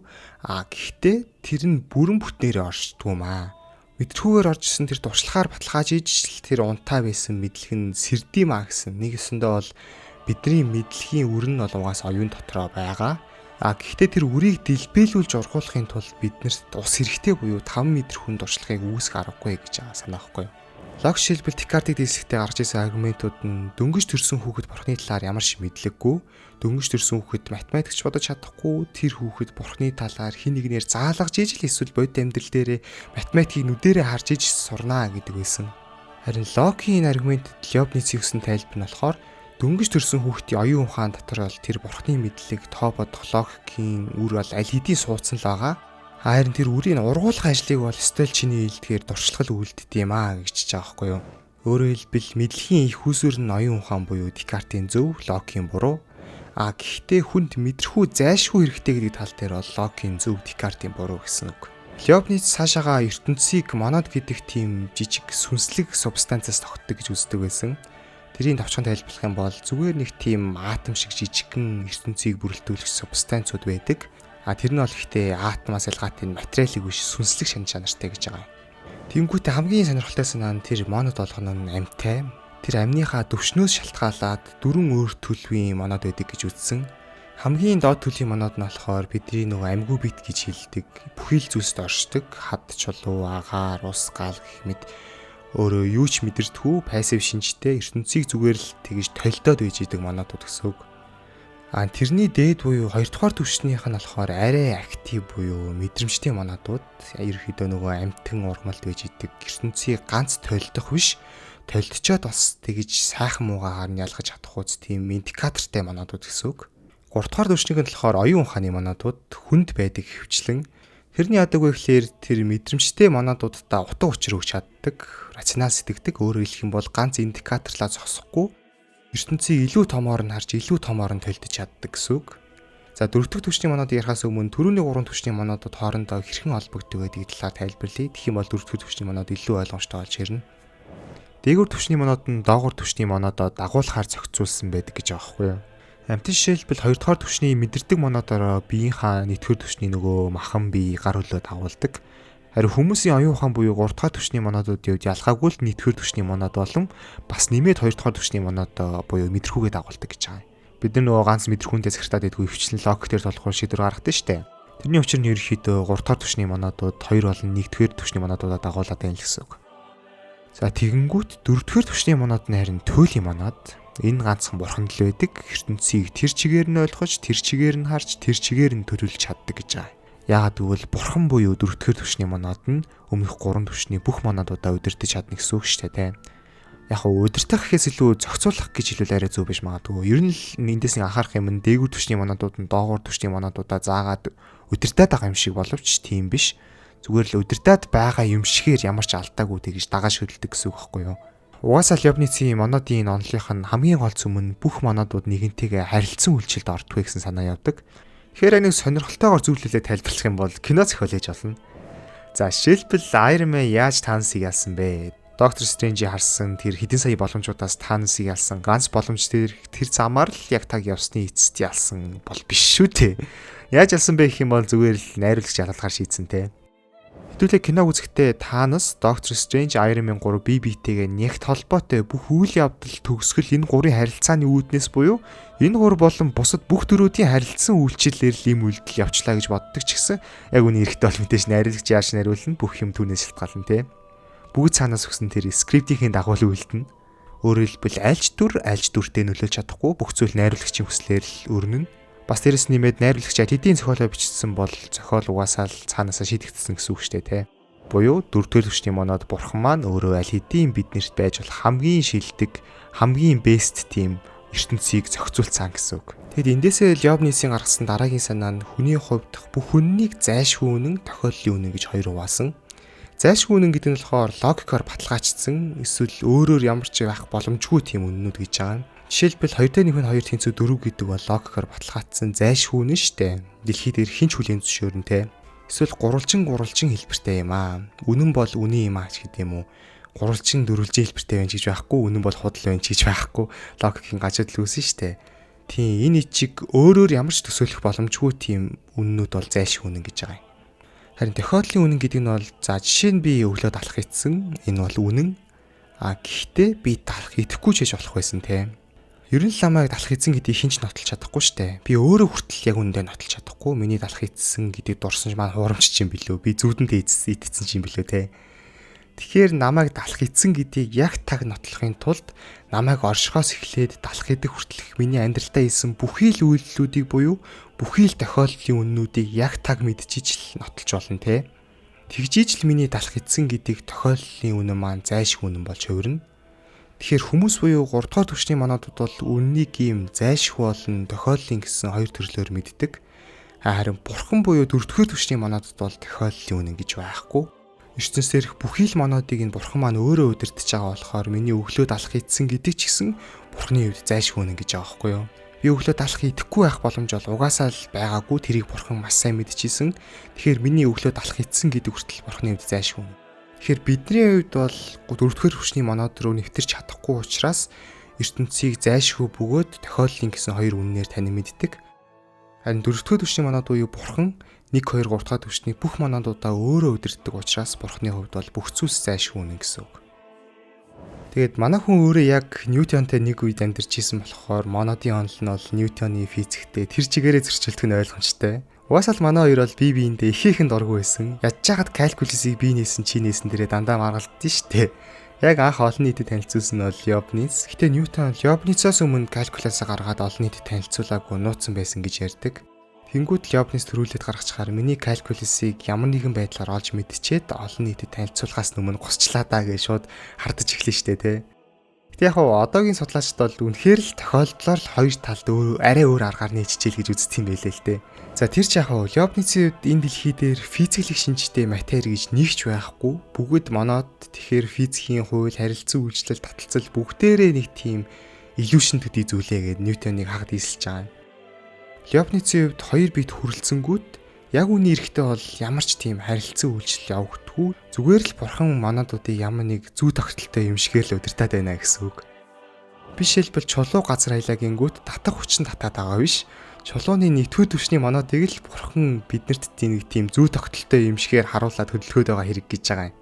За яагаад тэгвэл бурхан нэг өвчтэй юм шиг бидэнд тийм зүй тогтол үзүүлж хуураад байна вэ гэхээр бурханы төлөвлөгөөний дагуу бидэнд байж болох хамгийн шилдэг бэст ертөнцийг харуулахын тулд ертөнц бол 9 шидээр өөр ээж болох байсан. Тэр дундаас бурхан бүгдийг тооцоолж агаад бидэнд хамгийн тохирсон хамгийн байж болох бэст ертөнцийг л бүтээхийн тулд бүх зүйлсийг ингэж бидэнд тааруулж удирдах байгаа. Шинжлэх ухааны хуулиуд бол яг үндэ аль нь ч байгалийн зөрчилшгүй хууль биш. Бурхан л байгалийн зөрчилшгүй хууль мэтээр удирддаг. Бурхан л хүсэх юм бол жишээлбэл маргааш таталцлын үчиж гэж байхгүй болох ч чадна гэсэн санааг агуулж байгаа байхгүй юу. Одоо ийм онол сонсох юм бол мэдээж хамаагүй амьтанд адлуулна л да тий. Манай хүн гэхдээ шинжлэх ухааныг бол үзэн ядаж эсэргүүцдэг гэхээсээ илүүтэй эмпиризмыг няцаах гэдэг байхгүй юу. Эмпирикүүдийн л тэр хитрхи логик сэтгэлийг умартаад хитрхи метафизикийг үүсгээд байгаа нь Леобницэд таалагдаагүй юм шиг байлээ л дээ. Шинжлэх ухаан бол хуурамч юм аа. Шинжлэх ухааныг хаях ёстой юм аа гэдгийгсэн тийм анти шинжлэх ухаан бол нэг амар Леобницээс анзаардаг байсан. Зүгээр л цааш шалтгаан нь бурхан юм аа. Шинжлэх ухааныг бол судлах нь зөв. Яагаад гэвэл энэ бол тийм бурханы төлөвлөгөөний нэг хэсэг учраас гэсэн үзэл санааг бол би ерөөдөө анзаарсан. Ер нь бол рационализм, эмпиризм хоёрын зөрчилдөө ямар түвшиндээс нь одоо анзаарэгдэж эхэлж байгааз. Гэхдээ бас нэрээ тухайн үеийн шинжлэх ухаан гэдэг маань одоогийнхоос ол арай ялгаатай гэдгийг санах хэрэгтэй. Тухайн үеийн шинжлэх ухаан бүү нөгөө ихэнд ярьдаг Бекний нөлөөгөөр бүх мэдлэгийг индукцийн аргаар л эхнээс нь байгуулъя. Тэгэхдээ яг 5 мэдрэхүүн нотлогдох буюу практик дээр ажиллаж байгаа тэрийг батлах боломжтой зүйлийг л одоо мэдлэг гэж үзье гэсэн нэлээд тийм экстрим эмпиризм модонд орж исэн. Одоо л харьцангуй ганц практик нотлохоо гэхээс илүүтэй рационализмтэй уялдуулж математик загварчлалыг ч гэсэн их ер нь бол хүлээн зөвшөөрдөг болсон шүү дээ. Одоо ч нөгөө тэр олон хэмжээс ертөнц зэдэр бол мэдээж практик дээр нотлогдоогүй. Тэгэхээр одоогийн шинжлэх ухаан бол дан ганц эмпиризм дээр толгуурлах аль хэдийн болцсон гэж үзэж болно. Харин тухайн үеийн тэр шинжлэх ухааны цоорхоотой дутагдмал талыг нэлээд сонирхолтойгоор шүмжилсэн эмпирик философч бол Дэвид Хьюм. Түрүүн Леобницийн хэлсэн санаагаар бол ганц мэдрэхүүн ертөнцид хүртэгдэж байгаа тэр зүй тогтлыг туйлын үнэн гэж найдаад шинжлэх ухааныг шүтгэх нь өөр утгагүй. Яг цаа талын жинхэнэ шалтгаан нь бол байгалийн хууль биш, байгалийн хуулийг удирддаг бурхан байгаа юм а гэж байгаа штэ. Дэвид Хьюмийн санааны бүтцэн нь бол үүнтэй нэлээд өстэй. Гэхдээ янз бүрийн бурхантай холбож тайлбарлах гэж оролдоогүй.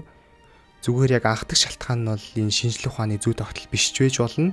Гэхдээ тэрийг бол заавал нэг бурхан идэрт оноогоход авах шаардлагагүй. Ер нь бол юунд ч ингэж ам бардам хилээд авах нь утгагүй гэсэн нэлээд тийм скептицизм өрхүү эмпирик хүн байсан байгаа байхгүй. Жишээ нь би нохоодоо 10 жил хоол хөнгөт миний нохой болохоор надад хоол ирэх нь бол ертөнцийн хууль юм байна гэж бодож магадгүй те. Гэтэ нэг л өдөр би байхгүй болчих юм бол миний нохоод хоол өгөх хүн байхгүй буюу нохоо маань тэр зүйл ертөнцийн хууль биш байжээ гэж үнэнтэй нүр тулна штэ.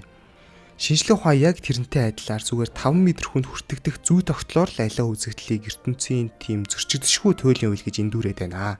За би үнэхээр сая тэрбум тэрбум удаа цаасыг гал руу ойртуулахад цаас шатжээ. Хэдийгээр энэ хэмжээний олон давтамжтай зүй тогтол термодинамикийн хуулийг яалтчгүй туйлын үнэ юм шиг санагдуулж байгаа боловч яг үнэндээ 1 тэрлион нэгдэх удаа дээрээ цааш шатахгүй байхыг хинч мэдэхгүй штэ. Яг үнэндээ галны тэр өндөр температур цаасыг шатаагаад байгаа хэрэг биш ч байж болно. Цааш шатж байгаа жинхэнэ шалтгааныг нь бол ерөнхийдөө бид хинч мэдэж чадахгүй гэсэн тухайн үеийн шинжлэх ухаанчийн эмпирүүдийг нэг жоохон троллж байгаа юм шиг сонирхолтой санаануудыг гаргаж тавьж ийсэн. Декартийн скептизм бол жишээлбэл бүгдэд эргэлзэж байгаа ч гэсэн бурханд бол эргэлзэхгүй болоо явчихдээ штэ сүүлдээ. Хьюм харин бүр бурханд ч итгэхгүй, шинжлэх ухаанд ч итгэхгүй гэдээ гүжүүлчихэж байгаа байхгүй юу. Тэнгүүтээ Декартийн Cogito ergo sum руу хүртэл дайралд оруулдаг. Би бодож байгаа бол оршиж байгаа. Окей, хөөрхөн санаа байна. Гэхдээ яг тэр оршоод байгаа би гэдэг чи юу юм бэ хөө те. Декарт би гэдэг зүйлийн нэг тийм self awarenessтэй, сүнслэг маягийн бас ямар ч байсан бурхантай холбож айлтлаад байсан шүү дээ. Хьюм болохоор би гэдгийг зүгээр л дуршлагуудын цуглуулга гэж ütсэн. Төрөө тухайн орсноос хойш одоо хүртэлх ухамсартай үеийн туршлагуудын л холимог төдий зүйл гэж байгаа юм. Ухамсартай үеийн гэдэг дээр ихтэй нэр ач холбогдолгоорой. Ухамсартай үе буюу ухамсартай үедээ л бид нар ертөнцийг мэдэрдэг. Ухамсартай үедээ л бид нар ертөнцөөс дуршлаг авдаг. Тэгэхээр бид нар одоо зүү зүүдлэхгүйгээр нам унтчих таа ч юм уу, ухаан алдсан байх таа ч юм уу, эсвэл команд орсон байх таа хэдийгээр зүрх цохилоод амьд байсан ч гэсэн ухамсаргүй буюу 5 мэдрэхүү дуршлаг шингээж чадахгүй байгаа энэ үед бол би гэж байхгүй гэж үзэж ийсэн. Тэнгүүтээ цаашлаад тэр дуршлаг гэдэг чинь юу юм бэ гэдэг дээр задлаад дуршлаг бидний мэдрэхүүнээс орж ирсэн сэтгэгдэл юм байна гэж дүгнэж байгаа юм. За надад жишээ нь хин нэгэн худлаа хэллээ. Худал хэлсдгийг нь бол би нүдэрээ хараад чихээрээ сонсоод тархин дотор боловсруулангуудаа нэг сэтгэл төрнөөдөө. Тэр сэтгэл мэдээж таагүй байх нь ойлгомжтой. Тэр сэтгэл хэр хүчтэйгээс хамаарат цаг хугацааны ирэхээр бас мэдээж бас бүдэрхэн ч гэсэн ойлгомжтой. Тэгээд тэрээ бүдгэрсээр хэрэг бүрэн бүдгэрхгүй бол өөрөөр хэлбэл сэтгэл маань үнэхээр мартагдахааргүй хідэн ч хугацаа өнгөрсөн мартагдахааргүй тийм хүчтэй хэмжээний сэтгэл бол тэр нь цаашлаад бидний одоо тэр нөгөө үзэл санаа, итгэл үнэмшил гэдэг зүйлийг бүрдүүлдэг гэсэн үг. Бидний моралын хэмжүүрч гэсэн яг ийм зарчмаар тогтдог гэж байгаа юм. Дэвид Хьюми хэлжсэн санаа нь болохоор надаас өмнөх ихэнх сэтгэгчид моралыг ярихдаа нэг тийм тэгдгээс ёстой руу шууд үсрэлт хийх гээд байна гэж шүүмжилж ирсэн. Юу гэсэн үг вэ гэхээр за худал ярих нь үл итгэлцэл хагарал үүсгдэг. Тиймээс худал ярихгүй байх ёстой гэж шууд үсэрчээд байгааз. Өөрөөр хэлбэл нэг факт гаргангуудаа тэрийг огтхон шалгаж задлахгүйгээр шууд л угаасаа л туйлын үн юм шигээр дүгнэлт рүүгээ шууд шилжчихэд байгаа гэсэн үг. Тэгвэл яг оронд нь яах ёстой юм бэ гэхээр худал ярих нь үл итгэлцэл үүсгдэг. Үл итгэлцэл нь муухай сэтгэл төрүүлдэг. Энэ үйлбэрийг голоор нь заавал оруулах ёстой гэж байгаа байхгүй юу? Ингүүтээ цаашаа муухай сэтгэл төрүүлэхгүй тулд худлаа ярьж болохгүй гэсэн дүгнэлт гаргаж ирнэ. Голд нь ийм өгүүлбэр хавчуулаад яг ямар ялгаа байгаа юм бэ гингүүт тэр голд нь орж ирж байгаа өгүүлбэр заавал сэтгэлдэлтэй холбоотой болж тараад байгааз. Тэгэхээр энүүгээрээ ямар эцсийн дүгнэлтэнд хүрч ийнэ вэ гэхээр ёс зүй гэдэг маань өөрөө бидэнд төрдөг сэтгэлдэлтэй л салшгүй холбоотой зүйл юм аа. Хүмүүст муухай сэтгэл төрүүлж ивэл тэр нь ёс зүйг үйлдэл. Өмнөх үеийн философч болохоор ёс зүйг хитрхи тийм рационалжуулах гээд хитрхи үр дүн рүү чиглүүлэх гээд эсвэл хитрхи нөгөө нэг бурхан сүнстэй холбож тайлбарлах гэсэн. Хьюми хувьд харин ямар үр дүн гарах, ямар рационал шалтгаантай байхаас үл хамааран ёс зүй гэдэг бол цэвэр мэдрэмжтэй холбоотой зүйл юм аа. Логик сэтгэлгээ бол зүгээр л чиглүүлэх чинь гол хөдөлгөгч мотор нь бол сэтгэгдэл буюу мэдрэмж бөгөөд мэдрэмжээ дагаж үйлдэлийнх нь л хамгийн зөв ёс зүйтэй гэсэн үг. Жишээ нь хин нэгэн хүүхэд надаас чихэр гуйлаа. Би өрөө өгөхгүй бол тэр хүүхдэд амар муухай сэтгэл төрүүлнэ дээ. Тэгээ тэр хүүхдэд нүдэн дээр муухай сэтгэл төрчих юм бол надад ч гэсэн зөрүүлээд эмпатигараа муухай сэтгэл төрнө те. Тиймээс үнэхээр хэрвээ тэр хүүхдэд чихрийг өгөхгүй режектлчих юм бол надад ч тэр хүүхдэд ч тэр муухай сэтгэл төрөх гээд байвал дараа нь шүдэн орхиодноо гэдэр гэсэн олон рационалын бодолгүйгээр зүгээр чихрийг нь өгөх нь зөв. Харин магадгүй чи өөрөө өмнө чихэр идээд айхтар зовж исэн те. Тэр хүүхдэд тийм мэдрэмж төрүүлмээргүй байх юмсан гэж чин сэтгэлээсээ хичээж ивэл чихэр өгөхгүй байх нь зөв. Өөрөөр хэлбэл Хьюми ёс зүй болохоор бүр яг инкэн л зөв шүү. Инкэн л ёс зүйтэй үйлдэл шүү гэж хатуу хуульчлаагүй. Зүгээр л өөрийнхөө болон бусдын мэдрэмжээр л тулгуурлал. Тэгээд угаасаа хүн болгоны мэдрэмж ялгаатай учраас ёс зүй ч гэсэн үр дүнгээр нь харуул ялгаатай гарнаа. Гэтэ тэр бол хамаагүй гол нь л мэдрэмжийг чухалчлах нь зөв шүү гэсэн утгатай. За Дэвид Хьюми бол ингээд шинжлэх ухаанд ч итгэхээ бай, бурханд ч итгэхээ бай, би гэж юу н байхгүй гэдэр гэсэн нэг тийм өмнөх үеийн сэтгэл философчтой болон хүндрэлтний сэтгэлгээг тэгж хөмөрч тавихаар нэг гаж гай санаанууд гаргаад тавьчихж байгаа шүү дээ. Энэ гаж санаанууд нь ихтэй хойч үеийнхаа философчд маш хүчтэй нөлөөлсөн. Тэрний нэг жишээ нь бол за энэ хөнгүүгээр ерөөхдөө философиг цааш соён гэрлийн философиг бол төсөөлөх аргагүй заяа. Иммануэл Кант. Ерөөхдөө энэ бичлэгийн хамгийн сүүлчийн бөгөөд хамгийн том философч нь гэж ойлгож болно. Тэгээд та хэдийнхэн анхаарлыг буцаад татахын тулд жоохон цол моншингийн дуудчихъя. За Кант бол ер нь хаасайгүй л нэр нь явж идэг, хаасайгүй л царай нь явж идэг. Ялангуяа Монголд их алдартай. Саяхан 300 жилийн дээр болсон шүү дээ. Тийм, Мөсийн философи англи ялангуяа Кантаар л амьсгалдаг гэж ярианууд дуулддаг. Тэгээд одоо энэ үед ч буруу зүрүү яриад хүн амтны дураг хөрөгч үедээ явархан байна. За Кант л ихтэй би Дэвид Хьюми ачаарл тэр хэршмэн сэтгэлгээнээс сэрж философтсон шиг философтод сурсан гэсэн утгатайгаар ерөөдөө Хьюминд маш их хүндлэл үзүүлж исэн байлээ л дээ. Тэгээ философийн ажиллангууд бүтцийн үед бол Хьюмтэй зүйтэй талууд ихээхэн байт юм байлээ. Гэтэ мэдээж Кант бол эмпирик философч биш. Юнгүүтээ хамгийн гайхалтай нь рационалист ч бас биш. Саяны миний ярьсан бүх философчд бол ерөнхийдөө рационализм, эмпиризм гэсэн хоёр тал хуваагдчаал хоорондоо үзэлцээд байгаа штэ. Тэнгүүд Кант айлч талд хариулахдаггүй байгаа нь ерөнхийдөө Кантийн нөлөөг хамгийн томор харуулж байгаа байхгүй юу? Кант бол хэдэн зуун жил дайцсан тэр эпистемологийн хоёр том салбарыг нэгтгэж нийлүүлээд цааш нь авч явсан хүн гэж ойлгож байна. Өмнөх философчдын хувьд за рационалистууд бол мэдлэгийг зөвхөн оюун ухаанд дах бодомжуудаар буюу логикоор л хөөж харна гэж үзэж ирсэн. Жишээ нь бид бурхныг 5 мэдрэхүүгээр хязгааш мэдэрч чадахгүй, ертөнц эхлэлтэй юу эсвэл үрд байсан уу гэдэгт хариулт өгөх ч гэсэн 5 мэдрэхүү дутмагт юм уу? Цаашаага математик руу ороод явах юм бол жишээ нь хязгааргүй гэдэг тог нүдээр харсан хүн байхгүй, ирнээл цэвэр логикоор бодлоонд оруулаад бодчихдаг те. Ийм болохоор оюун ухаал мэдхийн их үсэр юм байна. Оюун ухаанд л найдаж болно гэдэг талыг бол Декарт, Леобниц тэргүүтээ рационалистууд баримталж ийсэн. Нөгөө талд үгүй ээ. Лог гэдэг зүйл чи эцээ 5 м хүүгээр орж исэн дуршлагаар л бийжд юм аа. Лог хэрхэн ажиллах нь ч гэсэн бидний урьд хойчод юу үзэж харснаас шууд хамааралтай учраас рационалистуудын тэр 5 м хүүг үүсгэж байгаа ямар ч практик тотлохгүйгээр шууд оюун ухаанаараа логикоор хөөгөөд гаргачихна идэр гэж агаарын юм ярьсан дүгнэлтүүд нь бол дэндүү хөнгөн хуумгай юм аа. Эцэст бидний нүдэнд харагдахаар үр дүн үзүүлж ижил жинхэнэ үнэн мэдлэг гэж тооцноо гэж эсэргүүцэж байгаа Джон Лок, Дэвид Хьюм тэргүүтээ эмпирик талаас байгаа те. Кантер энэ хоёрыг яаж эвлэрүүлж нэгссэн бэ гэхээр за туршлагагүйгээр бидний оюун ухаан ажиллаж чадахгүй. Бид нар шууд оюун ухаанаасаа логикоор хөөгөөд үнэн зөв мэдлэг үйлдвэрлээд байна ч гэж байхгүй. Тэгэхээр ихэдөө эмпирикүүдийн зөв. Гэхдээ оюун ухаан гэдэг нь өөрөө Джон Лок эдний хэлжсэн шиг тийм цагаан цаан шиг пассив шинжтэй зүйл биш юм аа. Оюун ухаан мэдрэхүүгээр орж ирсэн туршлагыг яг байгаагаар нь тусгаж авч чаддгүй. Заавал цаг хугацаа, орон зай гэсэн тийм фильтртэйгээр шүүж авд юм аа. Тэгэхээр бүх мэдлэг зөвхөн туршлагаас л үүсдэг гэж байгаа эмпирикүүдийн ч гэсэн бас буруу болж таарч байгаа. Өөрөөр хэлбэл бидний оюун ухаанд тийм туршлагаас үл хамаарах дефолт хөрвүүлэгч маягийн зүйл байдаг гэсэн үг байхгүй юу? За манай мэдээллийн технологийнхтай жоохон ари алхтаад илүү ойлгомжтой зөвлөл яриад өгчээ. Бид нэр програмын хэлнүүдийг шууд байгаагаар нь компьютер руу явуулвал ойлгохгүй штэ. Ойлгохгүй ч гэж ажиллахгүй штэ ер нь бол. Тийм учраас тэр програмын хэлийг машины доод хэл олгож binary кодоор дамжуулдаг те. Яг тэр шиг бид жинхэнэ ертөнцийг байгаагаар нь хизээс хүлээж авдаггүй. Угаасаа авчиж чадахгүй болохоор цаг хугацаа, орон зай гэсэн тийм фильтрээр дамжуулж ижил ойлгодог болж таарж байгаа байхгүй юу? Эмпирикүүдийнхаар бол жишээ нь тэр програмын хэлийг шууд байгаагаар нь процессор руугаа шидэнгүүд л процессор ойлгоод ажиллаад байгаа юм шиг ярьдаг. Тэг яг үнд бол тийм биш. Нөгөө талд рационалистуудынхаар бол бүр миний процессор өөрөө баг binary кодоо бий болгоод ертөнцийн төлөв үнийг олчих ухааны юм яриад байсан. Тэгэхээр бас л биш гэсэн үг. Тэгээ цааш явах юм бол хэрэг санаж байгаа Лебницийн нөгөө нэг тохиоллын үнэн, зайлшгүй үнэн гээ хоёр хуваацсан шүү дээ. Үнэн мэдлэгийг гурвалжин гурван талтай гэх юм бол энэ нь зайлшгүй үнэн, гурвалжин гураас өөр талтай авах боломжгүй те. Эсвэл x бол x юм аач гэдэг юм уу? X бол x биш вэ гэж байхгүй учраас эдгээр нь бол ялчгүй зайлшгүй үнэн те. За хоёр дахь тохиоллын үнэн жишээлбэл одоо энэ ширээ улаан өнгөтэй байна. Ширээ заавал улаан өнгөтэй байх шаардлагагүй.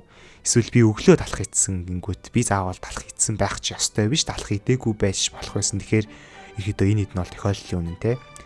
За хүмүүс бид нар бол мэдлэгийг ийм зайлшгүй бөгөөд тохиоллын гэсэн хоёр янзаар олж мэддэг. Бурхан тайран тохиоллын үнэн гэж байхгүй. ертөнц дээрх бүхий л зүйлийг бурхан зайлшгүй үнэн хэлбэрээр мэддэг гэж ааштай. Лебницийн санаа нь. За энтэй яг төстэй санааг Дэвид Хьюм маань болохоор илт үнэн буюу туршлагаас үл хамаарах априори үнэн, магадлалт үнэн буюу туршлагаас хамаарах апостериори үнэн гэж дахиад нэг хоёр өөр нэршлэлээр бий болгож гаргасан. Ер нь бол бүтцийн үед Лебницээс нэг ялгаа байхгүй. Тэгээ нэг гол шинж нь энийг бурхантай холбоогүй. Гурвалжин гурван талтай гэх юм бол априори үнэн. Яагаад гэх юм бол гурвалжин гэдэг зүйлийг анх туршлагаар ойлгоод мэдсэн л бол гурван талтай гэдгийг ч гэсэн шууд логикоор өгөөд мэдчин те. Заавал дахь туршлагаар дахиж гурвалжин харж батлах шаардлагагүй. Харин апостериори үнэн нь болохоор нэмэлт туршлагаас хамаармал буюу би одоо талах эзэн гэдгийг бол заавал дахин нэг удаа туршлагаа шалгаж ижил өөрөөр хэлбэл намайг талах эзэн гэдгийг нүдээр харж ижил мэддэг болно шүү дээ. За Хьюмигийн мэдлэгийн хоёр бас нь бол нэг иймэрхүү. Тэнгүүт тэрийг Кант илүү өргөжүүлж илүү боловсронгуй болгож синтетик априори гэдэг нэмэлт гуравдагч мэдлэгийн төрлийг гаргаж ирсэн. Гурвалжин гурван талтай гэдэг аналитик априори дээр бол гурвалжин гэдэг субъект нь угаасаа л гурван талтай гэдэг шин чанараа буюу өөрийн гурван талтай гэдэг үннийг дотор агуулчихж байгаа штэ гурвалжин маань. Ерөөсөө тийм шин мэдээлэл өгөхгүй зүгээр л тодорхой задлж байгаа буюу аналитик шинжтэй те. Харин гурвалжин улаан өнгөтэй гэх юм бол энэ шин мэдээлэл өгч байгаа буюу синтетик шинжтэй. Яагаад гэвэл гурвалжин заавал улаан өнгөтэй байх албагүй. Тэрийг заавал нүдээр харж ижил буюу заавал туршлагаас хамаарч ижил мэдэгддэг тийм синтетик апостериори үнэнгүүд. Ерхийдөө энэ хоёр нь бол Хьюмтэй бараг адилхан. Зүгээр урт талт нь л нэг аналитик синтетик хоёр үг нэмсэн байгааз. За тэгвэл гурав дахь төрөл нь синтетик мөртлөө давхар априори шинжтэй мэдлэг бас байгаа гэдгийг Кант гаргаж ирснээрээ маш том цохилт өгсөн. За жишээ нь хүн хөгшөрдөг. Хүн гэдэг субъект маань яг үүндээ дотроо хөгшрөх гэдэг шинжийг буюу цаг хугацааг агуулдаг гэж байгаа байхгүй юу Кантийнхаар. Тэгэхээр цаг хугацаанд бид нар ямар ч мэдлэгийг хүчээр автоматар оноодог байх нь те. Дараагийнх нь жишээлбэл матери болон энерги орон зайд байдаг. Физикчдийн ер нь бол нэлийн зэвүүслийг хүргэж магадгүй. Гэхдээ матери, энерги гэдэг хоёр субъект маань аль нь ч орон зай гэдэг шинжийг дотроо агуулахгүй буюу орон зайг ч гэсэн бид нар автоматар оноож өгдөг ямар ч зүйлд. Кантийн өмнө хэлсэн санаа одоо буцаад ороод ирж байгааз ерөөхдөө бүх зүйл цаг хугацаа, орон зай гэсэн хоёр фильтрээр дамжиж орж ирдэг. Цаашлаад дахиад өөр жишээ авах юм бол бүх үр дагавар шалтгаантай гингүүт Үр дагавар гэдэг субъект маань шалтгаан гэдэг шинжийг дотроо агуулаагүй багтал бид нэр шууд цаг хугацааны мэдрэмжээс шалтгаалаад бүх үр дагаврын ардныг цаг хугацааны хувьд дараалалаараа нэг шалтгаан үүсчдэг гэсэн синтетик априори үүсчээд байгааз. Математикч гэсэн яг адилхан. Жишээ нь 2 + 1 = 2 тэнцүү 4 гэх юм бол 4 заавал дотор 2 + 1 = 2-ыг агуулахгүй 1 + 1 = 3 гэж болно шүү дээ. Тэгээд 2 дээр 2-ыг нэмэхийн тулд бид нэр эхлээд 2-ыг бодноо доо. Дараа нь дахиад 2-ыг бодох буюу арифметик үйлдэлч гэсэн бүгдээрээ тийм дис дараалалтайгаар бүгд цаг хугацаанаас хамаарат байгаа байхгүй юу? Геометри бол харин орон зайнаас хамаарна те. Дэвид Хьюм тэргүүтээ философчд бол түрүүний миний хэлсэн жишээнүүдийг магадгүй шууд аналитик априориороо чих гэж үзнэ. Уусаа чихсэн байгаа. Дөрийн тол угаасаа л 2 + 1 = 2-ыг дотроо агуулж таараа гэж үзэж байгаа. Кант харин үгүй ээ. Наадах чинь яавч аналитик биш, синтетик шинж байна гэд 3 дахь мэдлэгийн төрлийг гаргаж ирээд байгаа гэсэн үг л дээ. За тэгвэл яг ингэж ангиллах нь хин тамаатай юм бэ? Мэдлэгийг 2 хуваасан ч ялаа, 3 хуваасан ч ялаа те. Яг энэ өчүүхэн ялгаанаас Кантын философи хамгийн чухал санаа гарч ирдэг байхгүй юу? Бидний аливаа зүйлийг шууд нөгөө априори шинжээр ойлгуулцдаг тэр default settings буюу цаг хугацааны ойлгомж, орон зайн мэдрэмж зэрэг нь Нойманы ертөнцөөс тусгаарладаг. Бид нар зөвхөн феноменал ертөнц рүү хувирсан байгаа хэлбэрийг хардсан маа гэсэн санаа авч байгаа. Тодруулаад тайлбарлавал Нойман гэдэг нь яг жинхэнэ ертөнц. ертөнцийн яг л байгаагаараа байгаа хэлбэр гэсэн үг. Харин түрүү хэлсэн тэр цаг хугацаа орон зай эдрээс шалтгаалаад тэр зүйлүүдээр хөрвүүлэгдээд бидний тархинд орж ирдэг нь болохоор феномен ертөнц гэж ойлгож болно. Түрүүний миний нөгөө програмын хэлээр агуулгын тайлбарсан зүйл одоо илүү ойлгомжтой болж ирж байгааз. Өөрөөр хэлбэл програмын хэл маань Нойман ертөнц. Гэхдээ миний процессор хизээч тэр програмын хэлийг байгаагаар нь ойлгож чадахгүй болохоор хөрвүүлэгчээр дамжуулаад binary код болгонгуудаа феномен болгож ижил ойлгоод цаашаага үйлдэлүүдээ хийдэг гэсэн үг. Жинхэнэ Нойман ертөнцид бол яг үүндээ цаг хугацаа орон зай гэж байхгүй ч магадгүй. Жишээ нь миний урд байгаа алим бидний хувьд бол цаг хугацааны ирэхээр өөрчлөлтөд харлаад байгаа юм шиг нүдэнд харагддаг ч гэсэн яг жинхэнэ алим буюу Нойман ертөнцийн алимд бол яг юу нөлөөлөд байгааг, ер нь яг юм нөлөөлөд байгаа мó үгүй мó гэдгийг шсэн бид нар мэдэхгүй шүү дээ. Тэгэхээр Кантын хувьд бол цэвэр оюун ухаан хизээч тэр Нойман ертөнцийг ойлгож чадахгүй учраас оронд нь практик оюун ухаан гэсэн санаа гаргаж ирсэн. Практик оюун ухаан л Нойманы өөртөөгөө холбогдох боломж олгодог гэсэн санаа орж ирж байгаа. Өөрөөр хэлбэл бид нар Нойман ертөнцийг мэдэж чадахгүй ч гэсэн Нойман ертөнцийг практикчд ашиглаж чадна гэсэн үг. Юу ч юм бэ гэхээр Кантын хувьд хүн болгонд альва нэг ёс суртахууны мэдрэмж байдаг гэж байгаа байхгүй юу? Би ямар нэг муу юм хийнгүүт миний чихэнд сайн үйл хийгээч гэж шаарддаг нэг тийм априори мэдрэмж байна гэж үтсэн. Гэтэ энэ мэдрэмж нь цаг хугацаа орон зайны мэдрэмжээс юугаар ялгаатай вэ гэхээр бидэнд юмсыг танин мэдхэд тусалдаг биш, зүгээр л юу хийх ёстойг заадаг гэж байгаа юм. Тэнгүүт юу хийх ёстойг зааж гинэ гэдэг чинь бид нэр тэрийг хийх чадамжтай байна гэсэн үг шүү дээ. Чадамжтай гэдэг нь юу гэсэн үг вэ гэхээр эрх чөлөөтэй байна гэсэн үг. Кантаас өмнөх үеийн философч донд детерминист үзэл аюу их явдаг байсан. Жишээ нь одоо Спинозагаас эхлээл бүх зүйл шалтгаан үр дагаврын хуулиар хөдөлдөг учраас хинт ч эрхчлөө гэж байхгүй. Хэрэв миний урд арслан гараад ирэх юм бол би зүхтахаас өөр сонголтгүй штэ. Өөрөөр хэлбэл би шууд тэр арслан гарч ирэх гэдэг шалтгааны дараагийн үр дагавар болоод зүхтчихж байгааз. Кантерийн энэ детерминизмыг Нойман ертөнцөөрөө няцааж free will гэдэг ойлголтыг хамгийн хүчтэйгээр тунхагласан байхгүй юу? Арслан миний урд гараад ирвэл би зүхтахгүйгээр идүүлэх сонголт гэсэн надаа байгаа те. Надаа ер нь бол free will байгаа. Өөрөөр хэлбэл би феномен ертөнцөөс үл хамаарч Нойман ертөнцөөрөө буюу шалтгаан үр дагаврын хуулиас ч ангид байж чадна. Актив мэдээж тэр free will-ийг ийм тэнэг байдлаар ашиглахын оронд ёс зүйдээр ашиглах нь бол хамгийн зөвтэй. За Кантын ёс зүйг товчхон тайлбарлавал бид нэр зөвхөн өөрсдийнхөө тийм универсал зарчим байгаасаа гэж үздэг тэр зарчим дээр л тулгуурлаж үйлдэл хийх ёстой гэж байгаа юм. Нөгөө Кантын философиг тайлбарлахад яригддаг хамгийн түгээмэл жишээ байдаг. Хэрвээ найз чинь алуурчнаас сухтаад орондоор нуугдж ангууд манай хүн бол одоо би өгсөн ч хотлоо ярихгүй гэж гүрийж хүн амтны дуруу хөргдөг юм баггүй юу. Энийний цаашилтаа нь юу вэ гэхээр за нэгт энэ найзыгаа аврахын тулд гэдэг үр дүн дээр тулгуурлаж байгаа буюу цаашилбал феномен ертөнцөөс хамааралтай. Нойман ертөнцийн миний зааж өгсөн зарчим лав биш гэсэн үг. Бид нэр феномен ертөнцөөс хамаарад буюу шалтгаан үр дагавартал захирагтаад эхлэх юм бол хизээж эрх чөлөөтэй байж чадахгүй, харин эрх чөлөөтэй байж чадахгүй бол ёс зүйтэй ч гэсэн байж чадахгүй гэсэн үг. Энэ хамаарлал ойлгомжтой шүү дээ, тийм. Би ямар ч сайн үйлдэл хийгээд ямар ч сайн үр дүнд хүрсэн гэсэн тэр нь эрх чөлөөтэй надаас гарсан шийдвэр биш. Зүгээр л тэр нөө шалтгаан үр дагаврын нэгэн гинжин хэлхээ болж таарах юм бол намайг ёс зүйтэй үйлдэл хийсэн гэх ямар ч аргагүй болчихно. Тэгэхээр найзгаа аврахын тулд гэдэг үр дүн дээр буюу феномен ертөнцөөс хамааралтайгаар үйлдэл хийх нь өөрийгөө эрх чөлөөгүй гэдгийг бас нэг талаараа тунхалчиж байгаа үйлдэл гэсэн үг байхгүй юу? Харин тэрний оронд бид нэр эрх чөлөөтэй байхын тулд цаашлбал ёс зүйтэй байхын тулд Нойман ертөнцийн зарчмаар л явах хэрэгтэй. Тэр нь ямар зарчим бэ гэх юм бол миний сүлдэл ертөнцийн универсал ёс зүй байж чадах уу? Жишээлбэл энэ дэлхийд ирэх бүхэн худлаа яриад байвал ямар байх вэ те? Харин оронд нь найзыгаа аврах гэдэг сэтэл маань харин универсал ёс зүй байж болно. Дэлхийд ирэх хүн болгоо найзыгаа хэцүү үед нь аварч тусаад байвал лав их таатай те. Тэгэхээр найзыгаа ер нь бол аврах гэж оролдох ёстой. Тэгэхдээ харин үр дүнд ач холбогдол өгөхгүйгээр үйлдэл болгоноо универсал ёс зүй хүрээнд гүйцэтгүүлэх ёстой гэсэн үг байхгүй юу? Жишээлбэл алуурчин ирээд найз чи хаана ингэнгүүт яриаг нь булзайруулдаг ч юм уу. Гэтэ дэлхийд хүн болгон яриагаа булзайруулдаг байвал бас яах вэ те. Тэгэхээр ер нь л юуж дуурахгүй үрийдэг ч юм уу. Ямар ч тааш лавл хотлоо ярьж болохгүй гэсэн үг. За Кантаас хойшоо Германы философи стил бүүн болж тесэрсэн юм. Яг энэ 11-р зуунаас эхлээд ер нь л дэлхийн философийн их орн бол Герман байлаа штэ. Бидний нөгөө сайн мэд Хегел, Шопенгауэр, Карл Маркс, цаашлаа Ницше эдгээр ч гэсэн Кант асар хүчтэй нөлөөсөн гэж хэлж болно.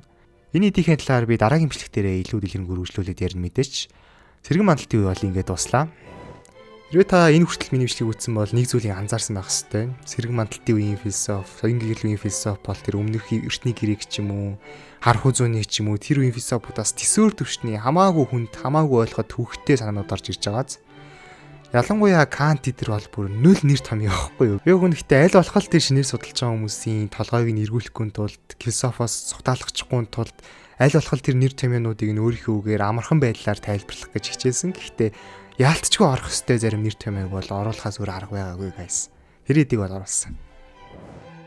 Тэгээд хэрвээ магадгүй энэ удаа сайн ойлгоогүй бол хувийнхаа зүгээс бяцхан зөвлөхөө өгөхөд дараа нь тэгж байгаа дахиад үзээрэй. Тэгээ шууд дарааллуулаад хоёр үзэх болж байгаа асуудалтай. Нэг тархичны ядарсан байгаа. Хоёр чи тухайн үед ойлгосон ч гэсэн хэдэн хоногийн дараа дахиад яг хөө сэтгэлийг хөдөлгсөн зарим хэсэг нь юу юм гэхээс ер нь бол ихэнх агуулгыг нь мартчихдаг. Тэгэхээр магадгүй шууд тэр дорой биш хэдэн хоногийн дараа дахиж үзэх юм бол тэр мэдлэг чинь чиний өмнөх дурсамжийг чинь сэтрээгээд нэрээ жахаа нэг иймэрхүү юм яриад исэн шүү гэсэн сэтгэл төрөх юм бол мэдлэг чинь илүү бэхждэг. Нэгдэх зөвлөгөө. Хоёр дахь зөвлөгөө нь хэр үнэхээр л философийг сонирхож байгаа бол философийн сурах бичих номнуудыг аваад заавал нэг шууд дараалалаар нь биш ч гэсэн ядаж өөрийнхөө хамгийн мэдмээр байгаа тэр дуртай философчдоос эхлээд түүгээд уншаад яваад ах юм бол айгүй тустай. Хүн ер нь мэдээлэлээ 2 3 өөр их сурвалжаас аваад ах юм бол яг миний нөгөө өмнө дурдсан шиг дурсамжийг илүү хүчтэйгээ сэтрээгээд нөгөө олон их сурвалжийн мэдээллүүд нь хоорондоо огцолтоо тэрэнгүүд бас нэг толгойд ямар нэгэн сэтгэл хөдлөл төрүүлээд илүү гүн мөрөөлдөж чаддаг. Тэгэхээр ер нь ганц миний бичлэг биш өөр бас нэг их сурвалжаас ч юм уу аль болох ямар нэг номноос давхар судлаад явбал хамаагүй үр дүнтэй шүү guys.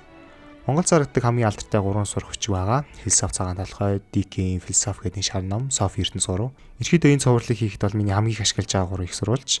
Тэгээ хэрвээ илүү хар яриагаар ямар ч хэлсэн гол санааных нэг нурууг нь гаргаал авчий гэж бодож ах юм бол философи цагаан толгой их ойлгоход амархан хэлбэраар бичсэн байдаг. Харин оронд нь яг миний одоогийн энэ бичлэг шиг он цагийн дараалалтай түүх начиртай нь уялдуулж эмх зэгстэйгээр судлах гэх юм бол бас та уран зохиолын номд илүү дуртай бол Софи Эрдэнэ айгүй зөв сонголт хийж чадна. Илүү гүнзгийрүүлээд арай онлынхын төвшөнтэй. Тэр хувь зохиолчийн үзэл бодол нэг шингээгүй яг байгаагаар нь official маягаар уншмаар байх юм бол шар ном маань хамгийн сейф сонголт гэж чадна. Тэгээ мэдээж хамгийн гол нь бол нөгөө багштай асуугдах чага хүүхд чи хэдэн онол цээжлэх төдий биш. Тэр онолоо амьдралтаа ашиглаж үйлдэл болгон дээрээ санаж явах нь хамгийн гол те. Хүн төрөлхтний сэтгэлгээний түүхийг тэр чигээр мэдээд авчиж гинэ гэдг нь өнөөгийн ёс зүй, өнөөгийн итгэл үнэмшлээ бүрдүүлэхэд тамаагүй л өдөхөн болно штэ. Хүн бол угаасаа л хүссэн үсээгүй философтдаг амтэн. Тэртээ тэрхүүл философтохоос хойш цэвэр одоо байгаа туршлага мэдлэгээр буюу нүцгнэрээ философтохын оронд бэлийхэн байж байгаа тэр 2600 жилийн түүхэнд хамгийн сэрэг толгойнуудаас шпиг аваад философцсон нь хамаагүй ашигтай штэ. Тэгэхээр миний энэ сурал бичнүүдийн эцсийн зорилго нь хүн болгоны одоо тулгарч байгаа бол ирээдүйд тулгарах тэр ёс зүйн сорилтууд тэр шийдвэрүүдэд бэлэн байлгаж яг юу хийх ёстой юм бэ? Юу нь зөв юм бэ гэдэг итгэл үнэмшлийн аль болох критик болгож аль болох соён гэрүүлэхийг зорж байгаа гэсэн үг. Шинэ ихтэл хэрвээ одоо хий нэгэн чамд эр хүн юм бол эр хүн шиг байна. Эмхтэй юм байж бие зүв авч яв идэрх юм бол бодох нь штэ те. За энэ өгүүлбэрийн цаагаараа миний мөн чанарыг оршихуун маань өмнө байх ёстой гэсэн Аристотелийн телеологитой холбоотойгоор дүгнээд байна. Аристотелийн телеологийг одоо жоохон хоцрогсон гэж үзэх болов уу яах вэ те? Эсвэл хүний хөгжлийг мянган жил хасаасан энэ шашин гэж зүйл яг чихнээсээ тийм хортой юм уу? Энэ мянган жилийн гэп байгаагүй бол ёс зүй бөгөөд нийгмийн шинжилгээ ухаан бүрэн боловсрч амжаагүй байсан хүмүүс тэр өндөр шинжилгээ ухааны хүчээр энийгээ цөмийн мөвгөдөд хайчих байсан уу те? Эсвэл столжийн шинжилгээ ухааны ориглын ачаар аль хэдийн л манай хэд маань тэр утопиад хүрдгээ хүрээд хинч зовох шаардлагагүй жаргалтай ертөнцийг бүр нөхцөлд амьдрах нөхцөлийг бүрдүүлж байсан уу те? Энэ нь moral бөгөөж ёс зүй гэдэг зүйл маань бидэрт бурхан болон шашны ачаарл байж бий болсон зүйл юм уу эсвэл зүгээр л хувьсын онолоороо хэдүүлээ сүргийн амьтад учраас моралтай байх зайлшгүй шаардлагатай байсан уу гэдэг юм уу? Ер нь бол байнга асуулт асуух нь шүү дээ, тий? Байнга хэрэгцүүлэх нь байна. Цаашлаад хин нэг нь новшин үйлдэл хийчээд намайг хүрээлэн буй орчин ийм зүйл хийхэд хүргэсэн. Миний ийм трама, тийм их шонзонгоос ийм бүх зүйл боллоо гэдгийгүүд байж да. Кантигаар бол хүнд практик оюун ухаанаараа феномен ертөнцөөс үл хамаарч зөвийг үлдэх хэрэгчлөө байдаг үстэй. Тэгэхээр хүрээлэн буй орчныг буюу шалтгаан үр дагаврыг буруутгах нь бол зүгээр шалтгаан юм биш үү. Гэтэ яг тулаад ирэх юм бол бид нар үүндээ хаант ярьж чадах уу те. Яг тулаад ирэх юм бол бид нар тэр практик оюун ухаанаараа феномен ертөнцөөс хараад тусаар үлдэж чадах байсан болов уу гэдэг ч юм уу. Энэ жишээнүүдээр яг юу хэлэх гээд байна вэ гэхээр өрөөлийн бөгөөд өөрийнхөө үйлдэл болгоныг нь ягт критик сэтгэлгээгээр шалгаж дүгнэлтээ хийдэг болох нь хамгийн чухал. Энэ цувралын гол зорилго нэг иймэрхүү өмнөх бичлэгүүдээр ч гэсэн хэлжсэнчлэн монголчуудыг арай илүү нэг критик сэтгэлгээтэй болохын тулд арай илүү юмыг наантай цаантай хардаг болохын тулд өөрийнхөө багцлалтай өв нэмрийг оруулах энэ юуны хамгийн чухал. Тэгээд одоо дараагийн бичлэгээр орчин үеийн философиар бол зэтөө өөрөөсөө нэг юм яриад яхаа баяртай байсан.